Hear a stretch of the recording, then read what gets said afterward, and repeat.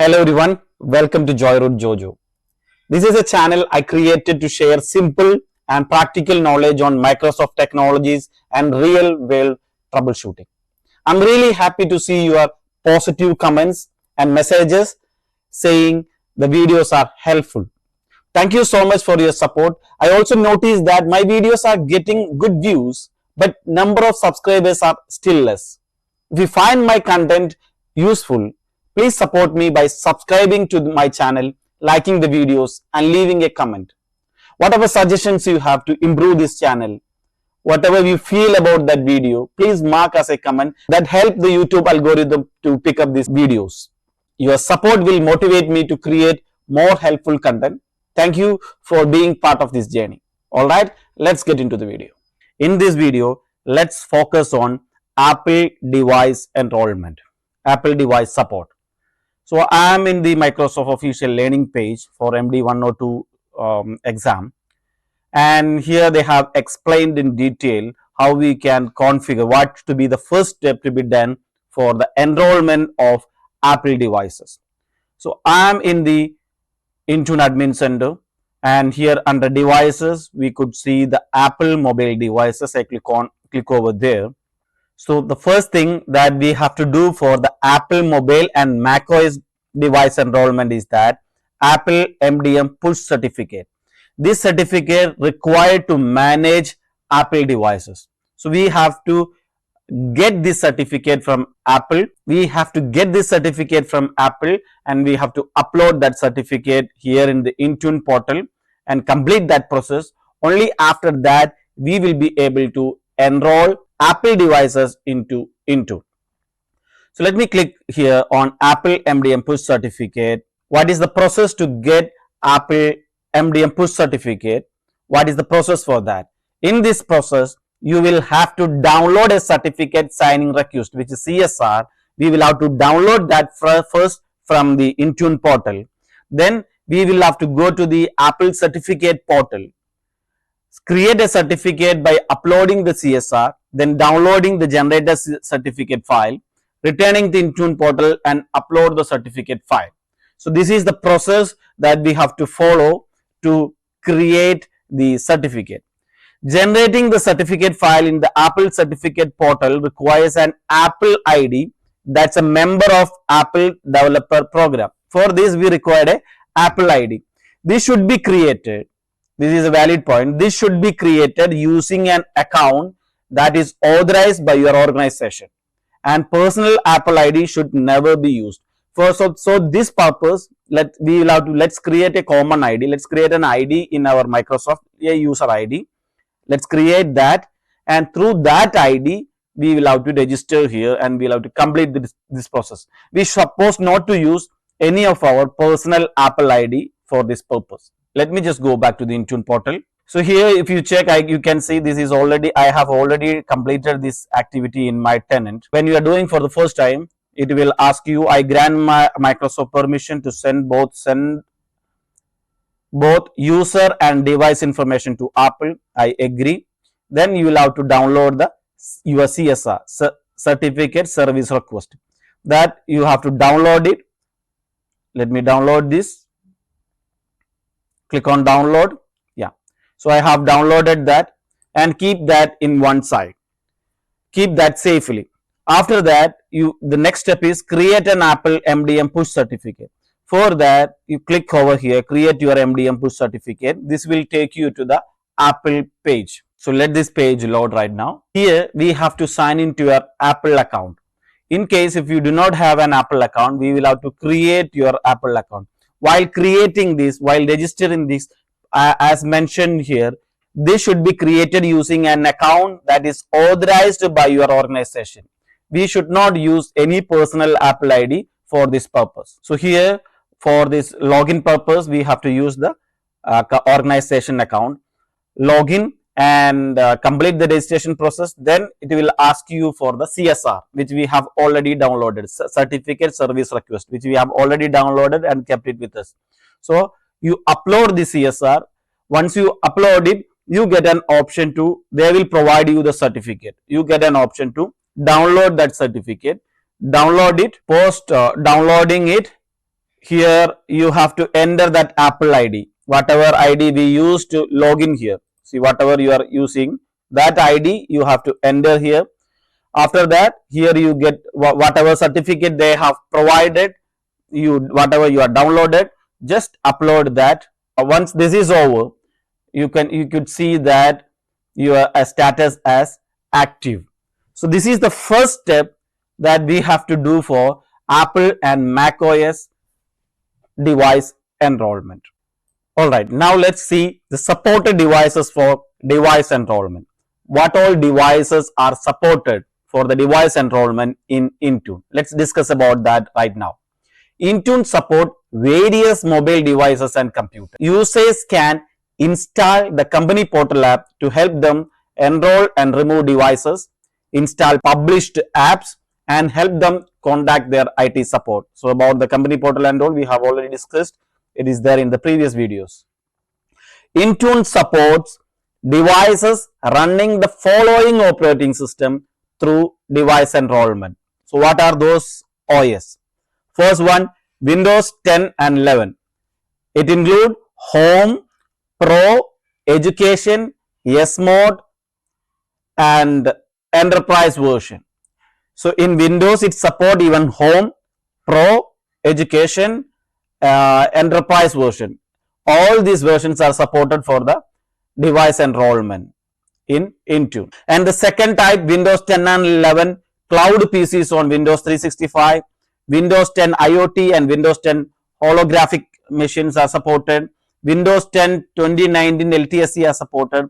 Surface Hub, Windows 10 Teams, Apple iOS, iPad OS 14.0 and later, Mac OS 11.0 and later, Android 8.0 and later, including Samsung Knox Standard 3.0 and higher, Linux, Ubuntu Desktop, Chrome OS. So these are the supported devices for device enrollment. So if you ask me about how to define the allowed devices, by default, all users who are assigned an Intune license are allowed to enroll their support devices type to Intune.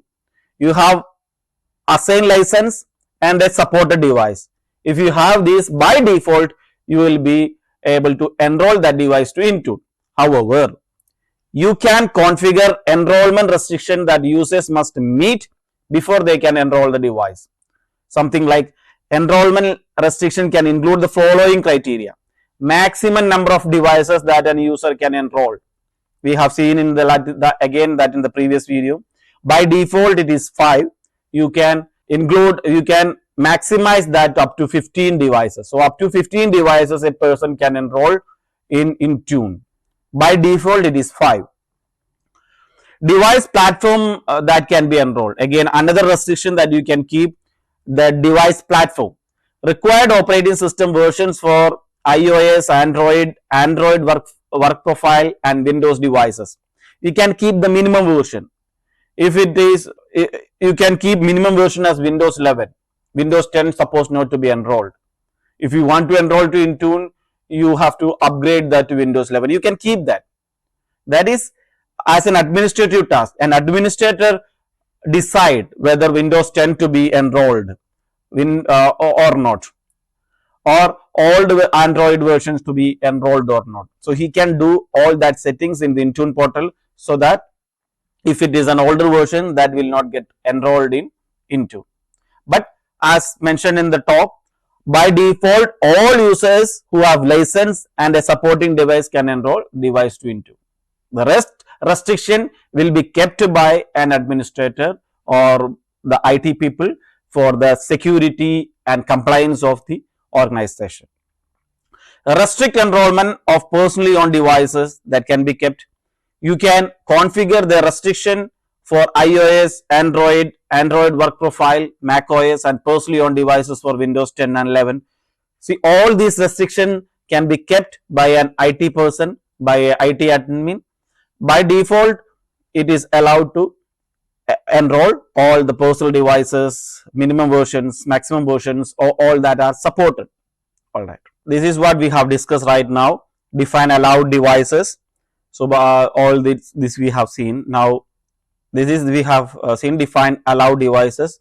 Down to this they have mentioned ensure users enroll their devices. What is mentioned here in this paragraph? Ensure users enroll their devices. So I can explain in a simple way. As an admin and IT administrator, it is our responsibility to make sure all of them enroll their devices to the Intune. If it is not enrolled, then we won't get a, as a IT admin, we do not get a control over their devices. They may be accessing their our email from their personal device. They may be accessing from the phone. So our organization data being compromised. There is no security for our organization data. Our email are accessed in the from the personal mobile phone. So they can download the attachment, send to someone else. So we don't get a control over them. So we have to make sure that these devices are enrolled in Intune, and only if they enroll to Intune, then we give the access to for our company data. How we can achieve this? This can be achieved through conditional access policy and compliance policy. First, we write a compliance policy. In the compliance policy, we mention the minimum criteria, minimum criteria that to be met, that a device to be compliant. Don't get confused, I can explain this. In compliance policy, we may say that if the device to be marked as compliant, then it should have BitLocker, it should have minimum OS version as Windows 10, safe boot to be enabled, TPM, trusted platform module to be enabled, and there are a lot of settings in compliance policy. So we have to enable that. We will enable that, and we will say in compliance policy that these are the minimum criteria that the device to be marked as compliance. In the practical way, when we do it, we should not complex the compliance policy first. First, we have to write a simple compliance policy, then allow all the devices get enrolled and compliant. After become compliance, let's write a conditional access policy. And in conditional access policy, we say that if the device is not compliant, then no access to any of the M365 applications. So what happens when you are attempting from your personal device, that personal device is not enrolled to Intune, so that device become non-compliance, and we don't get access to any of the M365 application from your personal laptop. And another scenario, yes, it is enrolled to Intune, but the device doesn't meet the compliance criteria. Then again, as the device is not compliant, in the conditional access policy we have mentioned if the device is not compliant, no access for the M365 services. So again, you won't get any access to M365 services. So through this compliance with the conditional access policy, we can ensure the security, and we can ensure enroll their devices to Intune.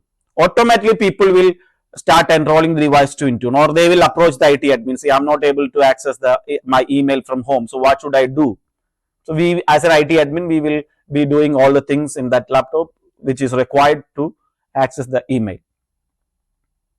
So automatically device get enrolled to Intune.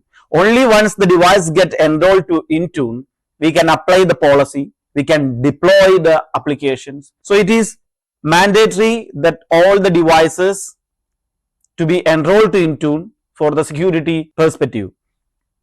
All right, I hope this is clear to you. And in a practical environment, so from my experience, what I would say, we should not keep this compliance policy very hard in the beginning.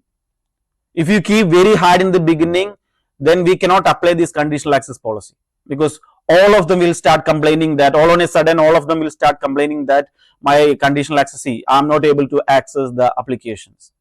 So in the beginning, keep the compliance policy a bit relaxed and apply the conditional access policy, and slowly you harden it. All on a sudden if you harden it, then it is very difficult to manage. As an IT admin, you won't be able to sit in your place, because people will be start complaining, they will get n number of tickets and you will not be able to manage that. And again, if the organization asks you to keep that compliance policy very hard, obviously you can do that because you already have the approval, your management knows that, then it's fine. In other case, in the beginning you keep it relaxed and apply the conditional access policy, and in future you can harden that one by one. Safeguard, safe boot you can enable it, BitLocker you can enable, TPM you can enable, then defender for endpoint to be there, that should be low, the machine should be marked as low. All there are plenty of settings are there in compliance policy. You can harden it one by one in the future. All right, so that's what mentioned in this particular landing page. So we will conclude this video here and we will meet in the other video. Till then, goodbye.